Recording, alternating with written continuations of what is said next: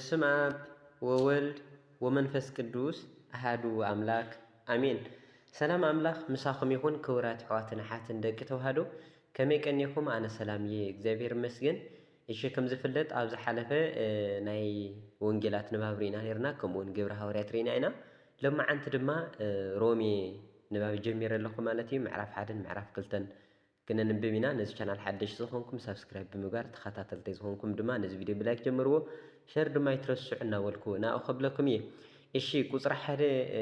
ምዕራፍ 1 ኢልና ቅድሚ ምጅማርና ሮሜ እንታይ ዕላማ ገይሩ ዝተጻሕፈ እዩ ዝብል ንእሽተን ርየ ቢልና ናብ ምዕራፍ 1 ንባብ ክንኣቲና ማለት እዩ። ሓቢርኩም ንጽንሑ።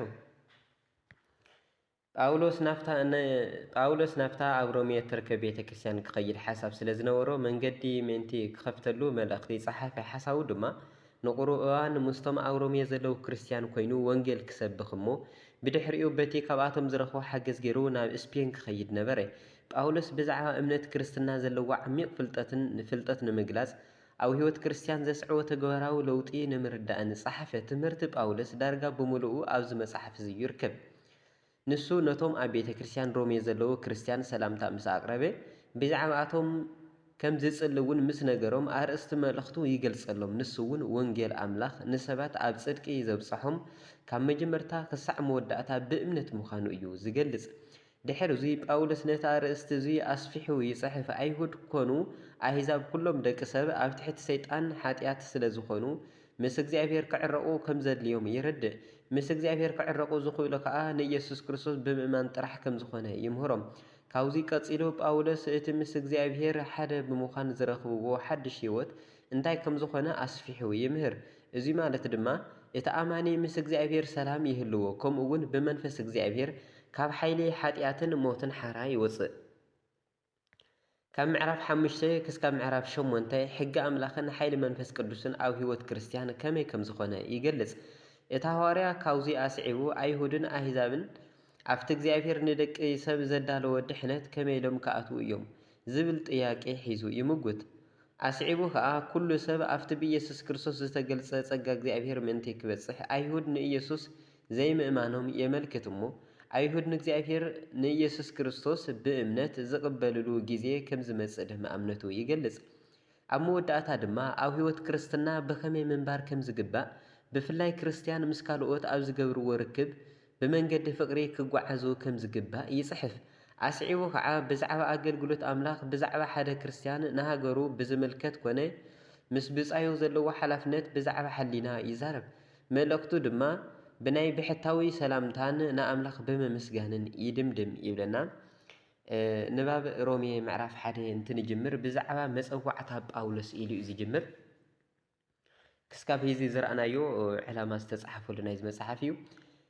እሺ ምዕራፍ 1 ሮሜ እንተንብብ ከለና ድማ ሃዋርያ ክኸውን ካብ ዝተጸውዐን ንወንጌል እግዚኣብሔር ዝተፈለየን ኣገልጋሊ ኢየሱስ ክርስቶስ ካብ ዝኾነ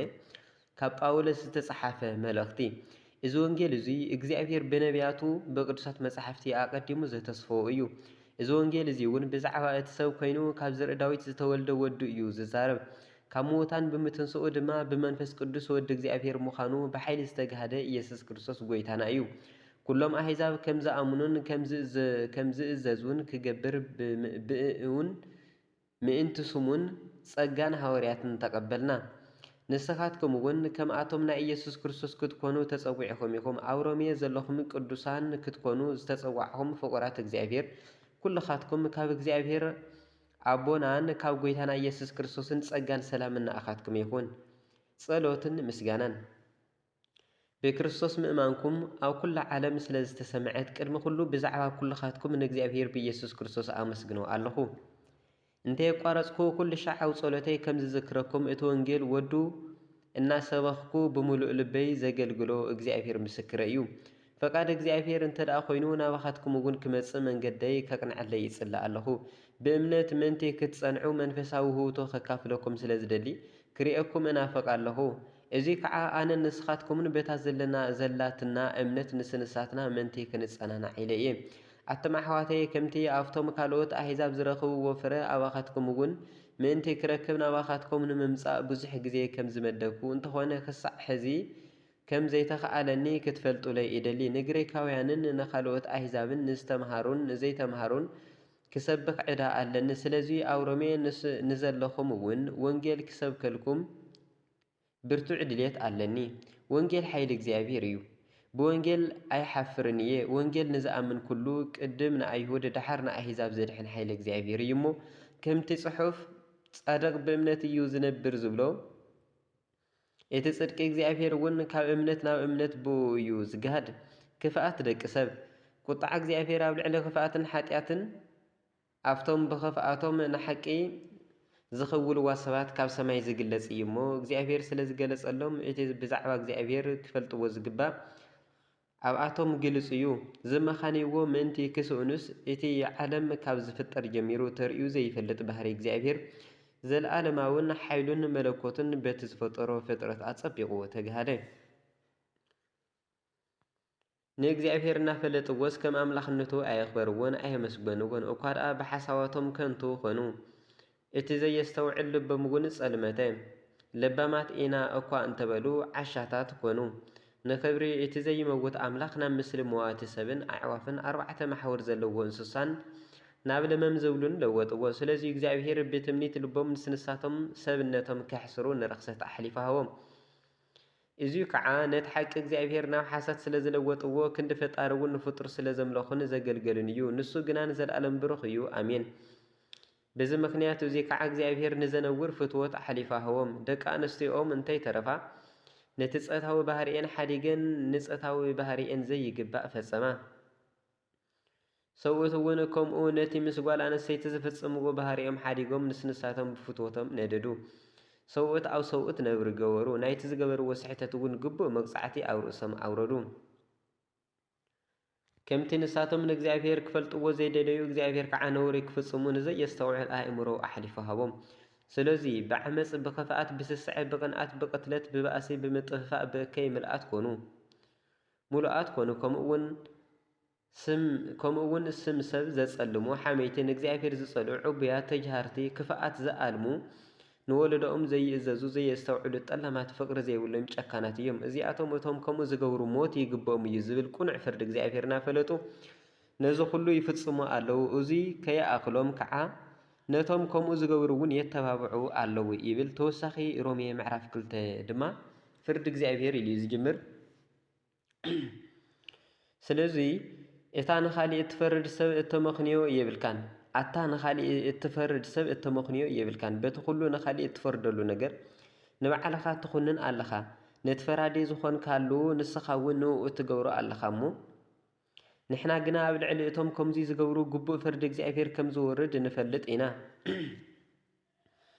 ኣታ ኣብ ልዕሊ እቶም ከምዚ ዝገብሩ እትፈርድ ባዕልኻ እውን ከምኡ ግብሮም እትገብር ሰብ ካብ ፍርዲ እግዚአብሔር እተምልጥ ዶ ይመስለካ ወይ ከዓ ብዝሒ ሕያዋይነትን ትዕግስትን ዓቕሉን ዶ ትንዕቕ ኣለኻ ሕያዋይነት እግዚአብሔር ናብ ንስሓ ክመርሓካ ከም ዝኽእል ኣይትፈልጥን ዲኻ ግና ብትረት ልብኻን ብዘይ ምንስሓኻን በታ ቁኑዕ ፍርዲ እግዚአብሔር ዝወርደላ መዓልቲ ቁጣዕ ንባዕልኻ መቕሰፍቲ ትእክብ ኣለኻ እግዚአብሔር ንነፍሲ ወከፍ ከከም ግብሩ ክፈድዮ እዩ እሞ ነቶም ሰናይ እናገበሩን ምስጋናን ክብርን ዘለኣለማዊ ህይወትን ብትዕግስቲ ዝጽበዩ ናይ ዘለኣለም ህይወት ክህቦም እዩ ነቶም ንዓመፃ እምበር ንሓቂ ዘይእዘዙ ፈተውቲ ርእሶም ግና ቁጣዕን መዓትን ክወርዶም እዩ ንኩሉ ክፉእ ዝገብር ሰብ ስቃይን መከራን ክወርዶ እዩ ቅድም ንኣይሁዳዊ ከምኡ ከዓ ንኣሕዛብ ሰናይ ንዝገብር ኩሉ ግና ምስጋናን ክብርን ሰላምን ክወሃቦ እዩ ቅድም ንኣይሁዳዊ ከምኡ ከዓ ንኣሕዛብ እግዚአብሔር ገጽ ሰብሪኡ ኣይዳሉን እዩ እሞ ብዛዕባ ምሕላው ሕጊ እቶም ብዛዕባ ሕጊ ሓጢኣት ዝገብሩ ኩሎም ብዘይ ሕጊ ክጠፉ እዮም እቶም ሕጊ እንተለዎም ሓጢኣት ዝገብሩ ኩሎም ከዓ ቤት ሕጊ ክፍረዱ እዮም ኣብ ቅድሚ እግዚአብሔር ገበርቲ ሕጊ ጥራሕ ደኣ እዮም ዝጸድቁ እምበር ሰማዕቲ ሕጊ ኣይኮኑን ዝጸድቁ እቶም ሕጊ ዘይብሎም ኣሕዛብ ነቲ ኣብ ሕጊ ዘለዎ ብባህሪኦም ተመሪሖም ዝፍጽምዎ ንሳቶም ሕጊ እንተዘይብሎም እኳ ንባዕላቶም ሕጊ እዮም በዚ ከዓ ንሳቶም ሕሊኖም እናመስከረሎም ሓሳቦም እውን ሓንሳ እንተወቕሶም ሓንሳብ እውን እንትድግፎም ብምርካቡ እቲ ግብሪ ሕጊ ኣብ ልቦም ዝተጻሕፈ ምዃኑ የርእዩ ኣለዉ ስለዚ እቲ ኣነ ዝሰብኮ ወንጌል ከም ዝብሎ በታ እግዚአብሔር ብኢየሱስ ክርስቶስ ገይሩ ንሕቡእ ሓሳባት ልቡ ሰብ ዝፈርደላ መዓልቲ ከምኡ ክኸውን እዩ ኣይሁድን ሕጊ ሙሴን ንስኻ ግና ብሕጊ ዝነብር ብእግዚአብሔር እውን ዝምካሕ አይሁዳዊ እየ ኢኻ ትብል ፈቃድ እግዚኣብሔር እንታይ ከም ዝኾነ እትፈልጥ ሕጊ ስለ ዝተምሃርካ ዝሓሸ ነገር ፈሊኻ ትፈልጥ መራሒ ዕውራት ኣብ ጸልማት ንዘለዎ ከዓ ብርሃን እየ ኢልካ እውን እትምካሕ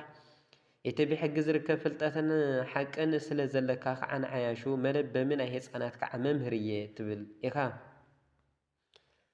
እምበኣር ኣታ ንኻሊእ እትምህር ንባዕልኻ ደኣ ዘይተምህር ኣይትስረቑ ኢልካ ትምህር ንባዕልኻ ግና ትሰርቕ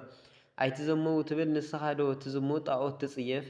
ባዕልኻ ዶ ቤተ መቅደስ ትሰርቕ ከምቲ ብሰንክኹም ስም እግዚኣብሔር ኣብ ማእኸል ኣሕዛብ ይጽረፍ ኣሎ ተባሂሉ ዝተጻሓፈ ኣታ ብሕጊ እትምካሕ ሕጊ ብምፍራስካ ንእግዚአብሔር ተቃልሎ ኣለኻ ግርዘትን ኣይሁድነትን ግርዘት እትጠቅም ሕጊ እንተሓሊኻ እያ ሕጊ እንተጥሒስካ ግና እታ ግርዘት ከም ዘይምግራዝ ክትኮነካ እያ እምበኣር እቲ ዘይግሩዝ ነቲ ትእዛዝ ሕጊ እንተሓሊዎ እቲ ዘይምግራዙ ከም ግርዘት ኮይኑ ዶ ኣይቁጸረልን እዩ እቲ ብስጋ ዘይተገርዘ እናሃለወ ሕጊ ዝሕሉ ጽሑፍ ሕግን ግርዘትን እንተለካ ሕጊ ንእተፍርስ ንኣኻ ክኾንነካ እዩ